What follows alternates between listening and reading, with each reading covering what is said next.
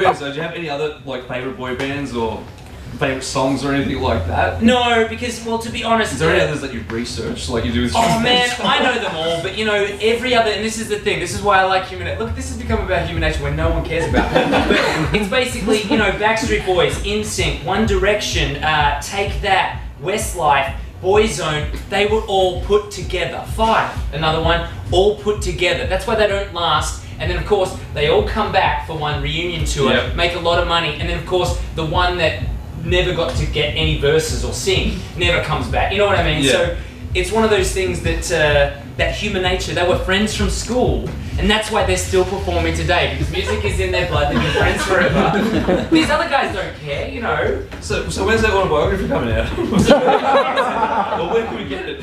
The Nature by Davey Byrne. I don't know. It's awkward because they know I'm their #1 fan, and it's not good from like my face too, because you know, I mean, I'm not saying, you know, that I'm famous or anything, but I've done enough stuff that people see me at the concerts, and I remember somebody recognized me. I was front row. This was at the Plenary, you know, which is like got to fill like 5,000 seats or something like that. Like just like this place. Just like this place, you know, it's like a sea of people. I'm front row. I had somebody come up to me after the back of the show. They were right at the back, and they came up to me and they were like, "I knew it was you from that show because I saw you going like this." Just in the front row. It was so awkward. Also another, can I just tell the story? The weirdest thing happened to me at a Human Nature concert, probably the strangest thing that's ever occurred to me. It's a great start to any story. But basically I was, so I just let rip. I'd been standing on the seat, it was so great, and then this woman came up. Oh, well, basically I should set up the story. When I was 15, my dad was living in St Kilda, and we used to go to this Safeway, which it was back then, every Thursday night. And there was this, you know, checkout chick. She's the most beautiful woman I've ever seen. I've fallen in love with many of those. Yes, isn't there something about it where they just look so unhappy and you just want to be the one to make them smile? You know what I mean? You're like, you know, you're not earning anything, like, you know, let me take you out and show you a good time, you know what I mean? Yeah, I always want to show them a good time. Yes. Very, very good time. So I never really got to know this girl, and I'd seen her for 2 years straight, and I was, you know, I was going through my ugly stage. You know when you... All boys go through it, and so I was going, and I was always way too shy to sort of say anything. Anyway, she disappeared. She never worked there again, and I was like, man, I never had my chance. Anyway, 10 years later, I'm at a Human Nature concert, and I was going nuts, and this girl comes up to me and says, oh my gosh, you have to meet my friend. She is so obsessed with you on Neighbours. She actually named her child Dylan after your character. And I was like, of course I'll meet her. This is absolutely.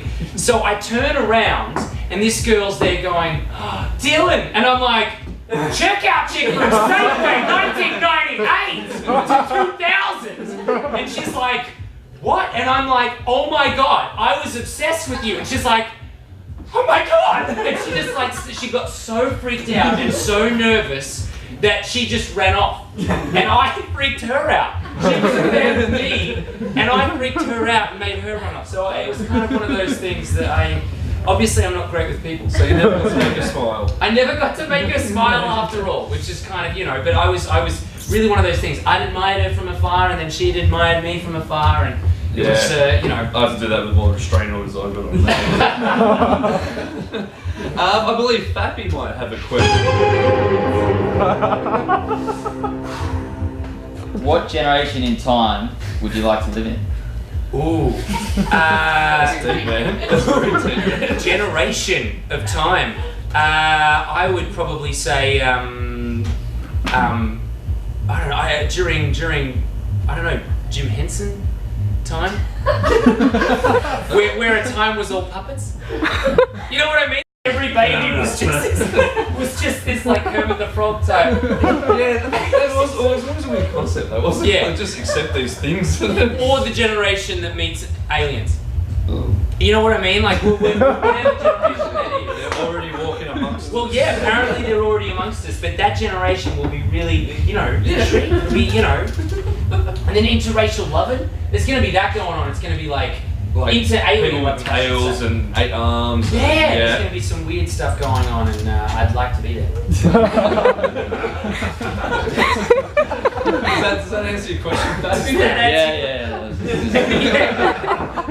He's like, I'm sorry I asked. Probably the weirdest question, weirdest answer I've heard throughout this show. Sorry, I don't know where That's it was. alright.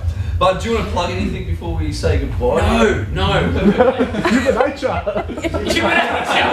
Yes, their new album Jukebox is out, coming out October 10, I believe, and it's some of their classic hits that they've done from all the eras. No, because once again they're doing another album. Really, there is an album called Jukebox that's coming out very soon. Are you going to be playing one of them in the Tully movie when that happens? Like the INXS story I happens. wish. Yes, the INXS story. The only trouble, this it wouldn't be a TV movie. It wouldn't be a feature film. It'd be an Direct to video. unwatched web series that no one would really watch.